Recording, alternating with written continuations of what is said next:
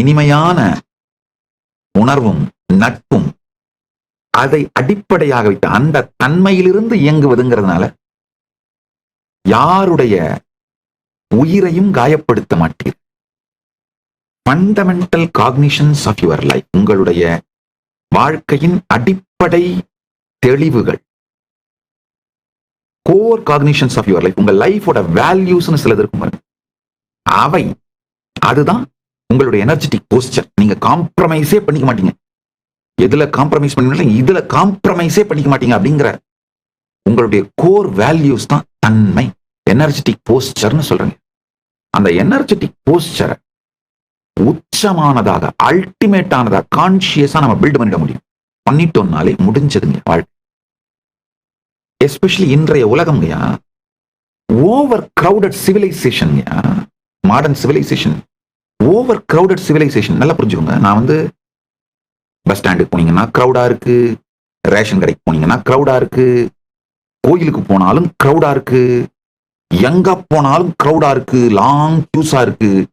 ஹோட்டலுக்கு போனா கிரௌடா இருக்கு, எங்க அன்னதானம் பண்ற இடத்துக்கு போனா கிரௌடா இருக்கு. அந்த கிரௌட பத்தி பேசலைங்கயா.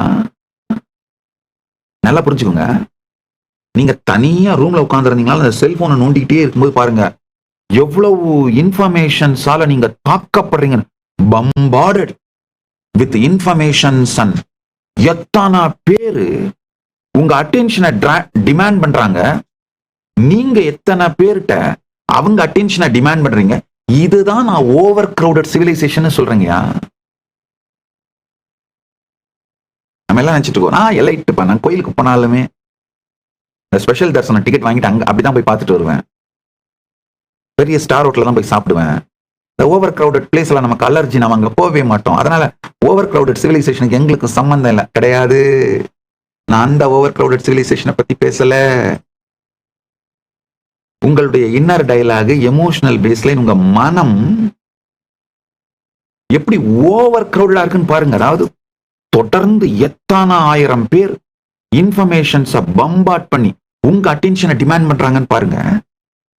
நீங்க உங்களை எஸ்டாப்ளிஷ் பண்ணிக்கிறதுக்காக எத்தனை ஆயிரம் பேருடைய அட்டென்ஷனை டிமாண்ட் பண்றீங்கன்னு பாருங்க.